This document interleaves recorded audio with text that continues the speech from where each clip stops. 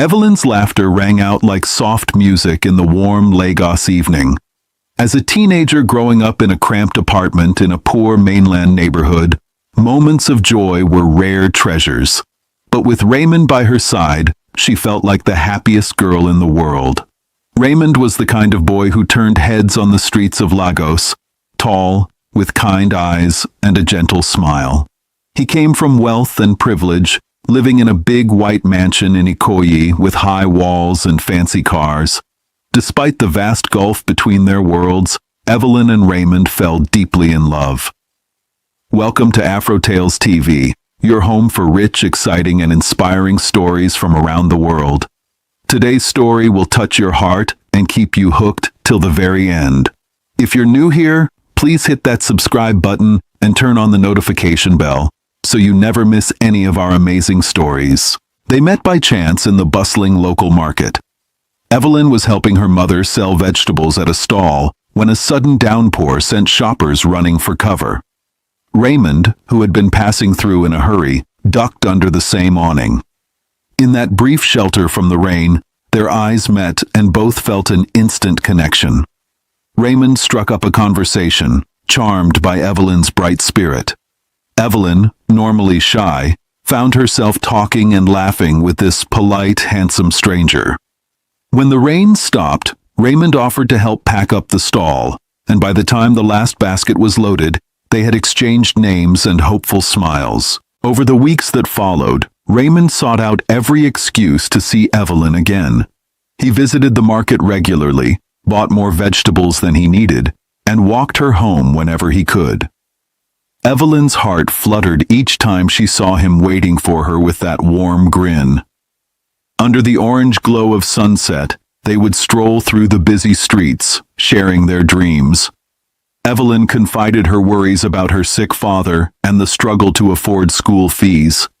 Raymond listened intently, encouraging her and even secretly slipping her a textbook or two from his own collection so she could study.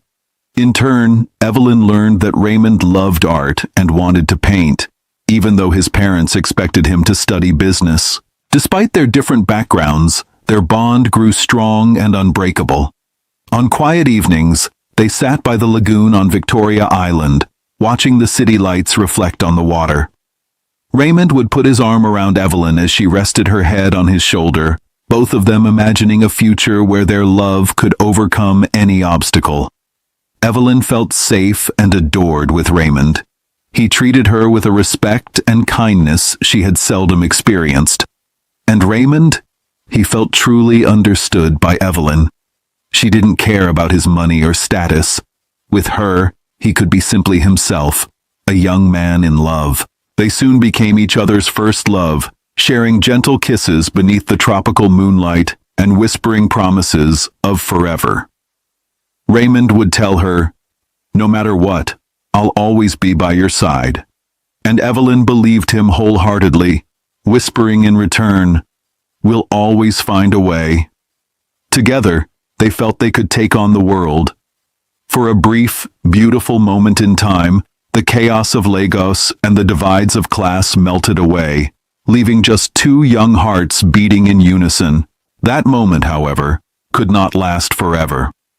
Raymond's parents eventually noticed the changes in their son, the secret phone calls, the spring in his step, the late afternoon errands to the market. It wasn't long before they discovered the cause. Their only son was in love with a poor girl from the slums. One sweltering afternoon, Raymond came home to find his father, Mr. Attawale, waiting sternly in the study. Laid out on the polished mahogany table were photographs of Raymond and Evelyn walking hand in hand, laughing over roasted corn bought from a street vendor. Someone had been sent to spy on them. Raymond's heart sank. His parents had found out about Evelyn. His mother, elegantly dressed and severe, looked at him with disapproval and concern. "Raymond, who is this girl?" she demanded, though she already knew the answer. "How could you throw away everything for someone like that?" The words, "someone like that," were said with a cruel edge, as if Evelyn were beneath their notice. Anger and heartbreak flared in Raymond's chest. "Mother, don't speak about her that way," he replied, voice shaking. "Her name is Evelyn. I love her. She's smart and kind, and she means everything to me." He stood tall, trying to be brave. At just 19, Raymond felt ready to fight for the woman he loved, but his parents would not hear of it. Mr. Attawale's face hardened like stone. "You will end this nonsense at once," he declared. He reminded Raymond of his duties, the prestigious university abroad waiting for him, the family business he was destined to inherit, the reputation they must uphold. In their eyes, Evelyn was an unacceptable match, a threat to the plans they had so carefully laid for Raymond's future.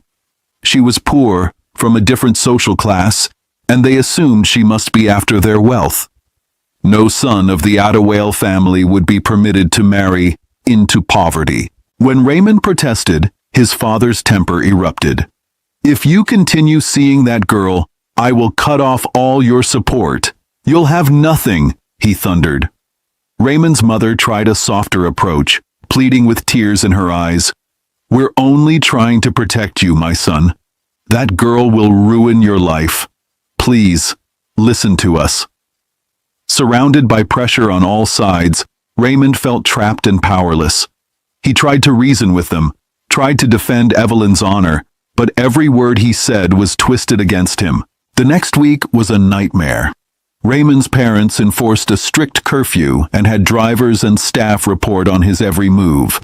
They confiscated his cell phone to stop him from contacting Evelyn. When Evelyn tried to find him at his house, she was turned away at the gate by security under orders not to let the girl from the market in. Each day, Raymond was heartbroken, knowing Evelyn might be waiting for him at their usual spots, wondering why he had suddenly vanished. He managed to sneak a single letter out through a sympathetic housemaid, explaining briefly that his parents had discovered their relationship and were keeping him confined, but promising, "I will find a way back to you, I swear." For Evelyn, that week of silence was torture. She would stand outside the gates of Raymond's family mansion, straining for a glimpse of him or any news, only to be shooed away. Gossip in the street was that the wealthy Attawales were furious about their son mixing with a poor girl. Evelyn felt humiliation burn her cheeks each time she overheard a cruel remark. Still, she waited, day after day, clutching Raymond's letter in her hand, heart heavy yet hopeful that he would keep his promise. But fate was not kind. Raymond's parents decided to remove him from temptation entirely. Without warning, they sent Raymond abroad to London to begin his university education earlier than planned. One moment he was in Lagos pleading with his parents to let him see Evelyn just one more time, and the next he was on a flight, despair gnawing at his soul as the city lights disappeared beneath the clouds. He left with nothing but a heavy heart and that one photograph of him and Evelyn by the lagoon, which he kept tucked in his wallet. Evelyn learned of Raymond's departure far too late. One morning she arrived at the mansion gates again, only to have the gatekeeper coldly inform her, "He's gone. The family sent him overseas. He won't be coming back." The words struck her like a physical blow. Gone? Without even a goodbye? Evelyn's vision blurred with tears as she stumbled away. She couldn't believe Raymond would leave her without a word. She didn't know about the letter he sent, which she never received because it had been intercepted by Raymond's mother and destroyed. All Evelyn knew was that the boy who promised to stay by her side was suddenly out of reach, thousands of miles away. Heartbroken and shamed by the gossip that followed, Evelyn's family decided it was best to leave Lagos altogether. Her ailing father had a cousin in Enugu who offered to help them resettle. With her first love torn from her and no reason to stay, Evelyn numbly agreed. Under a gray morning sky, she left Lagos on a crowded bus with her parents, leaving behind the bustling city streets where every corner held a memory of Raymond. As the miles between her and Lagos grew, Evelyn wept quietly, mourning the loss of her love and the future they had dreamed of. She clutched her hands to her stomach, feeling it twist in sorrow, never imagining that within her, a tiny new life was just beginning. Enugu was a world apart from Lagos. The air was cooler, the pace slower. Nestled in the green hills of eastern Nigeria, Enugu offered Evelyn's family a modest refuge to start over. They moved into a small house on the outskirts of the city. It wasn't much, a simple bungalow with peeling paint, but it was peaceful and far from the whispers of Lagos society. Evelyn tried to heal her broken heart by throwing herself into daily routines, helping her mother with chores and caring for her father, whose health continued to decline. Yet, even as weeks passed, she couldn't shake the constant nausea and exhaustion that had begun to plague her. At first, she attributed it to stress and heartbreak. But when she missed her monthly cycle and the sickness persisted, Evelyn's mother, Ngozi, gave her a knowing, concerned look. Evelyn sat on the edge of her narrow bed one humid afternoon, hands trembling. She already suspected the truth, but saying it aloud made it frighteningly real. "Mama, I think I might be pregnant," she whispered, tears pooling in her eyes. Her mother closed her eyes and let out a heavy sigh, moving to sit beside Evelyn and wrap an arm around her. In that moment, Evelyn finally broke down, sobbing into her mother's shoulder. She was only 18, and the father of her child was an ocean away, likely unaware that she carried his baby. As gently as she could, Ngozi asked, "Is it Raymond's?" Evelyn nodded, wiping her eyes. There was no question. She had never so much as held another boy's hand. Raymond was her first and only love.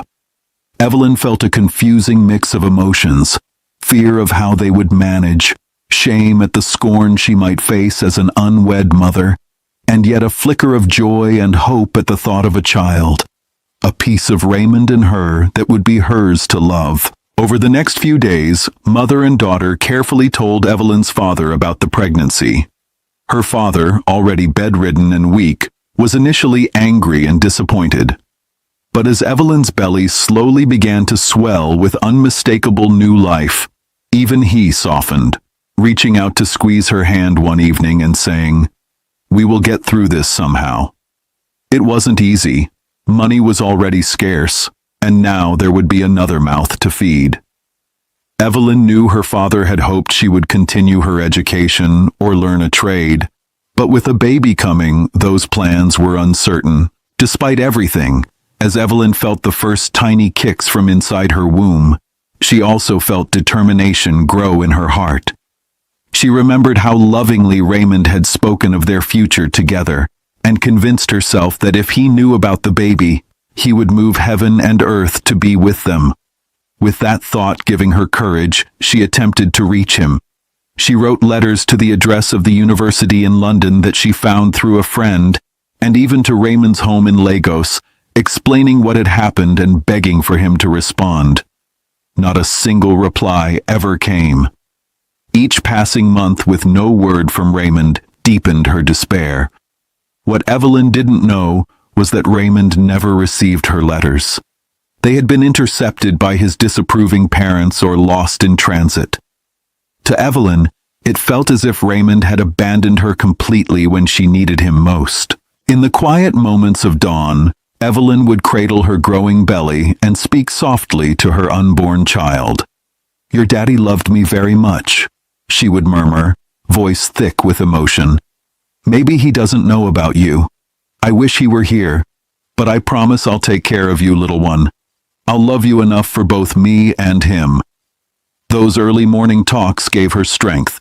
She decided that, with or without Raymond, she would devote herself to giving this child a good life. When the time came, Evelyn went into labor on a rainy night. After hours of pain and determination, she gave birth to a healthy baby boy, just as the first light of dawn crept into the sky. Exhausted and overwhelmed, Evelyn held him in her arms, tears of joy mixing with tears of sorrow. She named him Uzo, short for Uzodinma, meaning, "the road is good," in Igbo. A name that reflected her hope that despite the rough path so far, His destiny would be a good one. Baby Uzo had Raymond's eyes, big and bright, and a tiny tuft of dark hair. Looking at her son, Evelyn felt a surge of fierce love. She swore that she would protect him and make sure he never felt unwanted. If Raymond truly was lost to them, then she would be both mother and father to Uzo. Life as a single mother was incredibly hard. Evelyn's days became a blur of tending to her infant and scrambling to earn money. She took up sewing and sold handmade aprons and mended clothes in the local market when Uzo was old enough to be carried on her back. They survived on the little income she earned and help from a few kind neighbors. Evelyn's parents, though frail, did what they could to support her emotionally.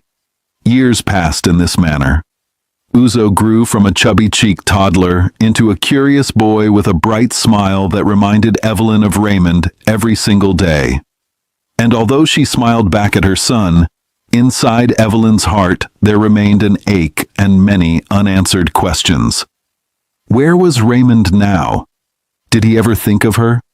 Would Uzo ever get to know his father? Tragically, when Uzo was about 10, Evelyn's parents both passed away, one after the other, leaving Evelyn truly alone to fend for herself and her child. First, her father succumbed to his long illness, and not long after, her mother's heart gave out, worn down by years of hardship. In her grief, Evelyn realized that with her parents gone, nothing tied her to Enugu anymore. Perhaps it was time to return to Lagos, the city of her happiest and saddest memories, in search of better opportunities. Maybe, deep down, she also clung to the faintest hope that she might find closure, or even a miracle, regarding Raymond, though she would never admit it aloud. And so, when Uzo was around 15, Evelyn took what little savings they had and journeyed back to Lagos with him. They arrived to find a city that had changed and yet remained the same buzzing metropolis. It was overwhelming to start over, but Evelyn found a tiny room to rent in a crowded tenement building in Lagos mainland. It wasn't much, but being back in the city of her youth filled her with a bittersweet resolve. She was determined that somehow, here, she could find a way to give her son the life he deserved. Returning to Lagos did not bring the immediate relief or opportunity Evelyn had prayed for. They faced new struggles almost at once. The city was harsher when you had nothing.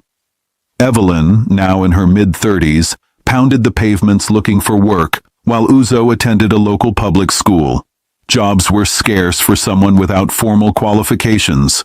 She managed to get by doing what she knew, sewing and selling snacks on the street, working as a cleaner in the evenings at a local office building. It was barely enough to keep a roof over their heads and food on the table, but mother and son made do with what little they had. Despite their poverty, Evelyn and Uzo remained incredibly close. Uzo was a considerate boy who understood their situation and never complained that he couldn't have the nice things other teenagers had. He often came straight home after school to help his mother. He would cook simple meals of gari and soup and make sure she drank water after a long day. At night, under the dim glow of a kerosene lamp during one of the frequent power outages, Evelyn would quietly tell Uzo stories about a kind boy she once loved. She never revealed Raymond's name or the full truth, only saying that Uzo's father had been a good man from far away. These stories always ended with Evelyn assuring her son that he was deeply loved, by her and in spirit, by the father he never knew. Uzo treasured these stories, holding on to an image of a father who, in his imagination, might have been kept away by circumstances, but would have loved him if he could. As the years pressed on, Evelyn's health began to falter. The endless labor and sacrifices she made without proper rest or nutrition took a toll on her body. She started losing weight and strength. First, it was just a persistent cough and fatigue. Then she began to experience sharp pains in her chest and frequent dizzy spells. Proud and stubborn, Evelyn tried to shrug it off and continue working. They needed the money, and she didn't want to worry Uzo. But Uzo noticed how his mother's face grew paler and how sometimes her hands trembled when she lifted even light objects. One fateful evening, Evelyn collapsed on the floor while cooking, unconscious. Panicked, Uzo rushed her to the nearest public hospital. There, the doctors gave him grim news. Evelyn had a serious chronic illness. They suspected a heart condition, possibly made worse by untreated infections, and she needed proper medical treatment as soon as possible. Treatment that would be expensive.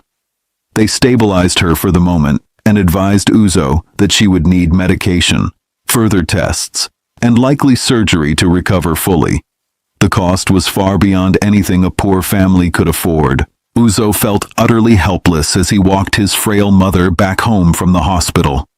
She tried to smile and tell him it would be okay, but that only made him want to cry. He was just 17, still in secondary school, and the weight of the world now fell on his young shoulders.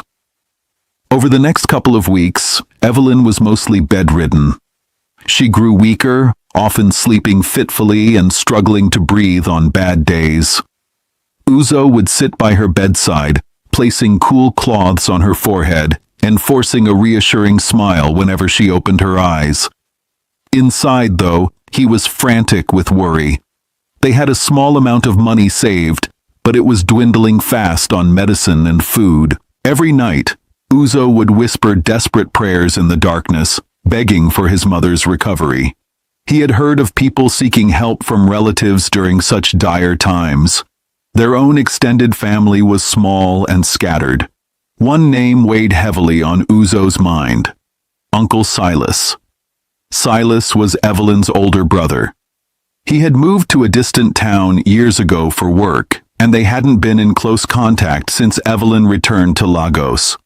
But Uzo remembered him from childhood as a kind man who sometimes visited with small gifts. If anyone could help them now, perhaps it was Silas. Maybe he could lend money for the hospital, or come to Lagos to support them. With Evelyn's condition worsening by the day, Uzo decided to reach out to his uncle. He found an old address book of his mother's, pages yellowed and scribbled with contacts from long ago. There, in faded ink, was Silas's name and 2 phone numbers, one labeled home and one labeled cell. It was possible the numbers might not work after so many years, but he had to try.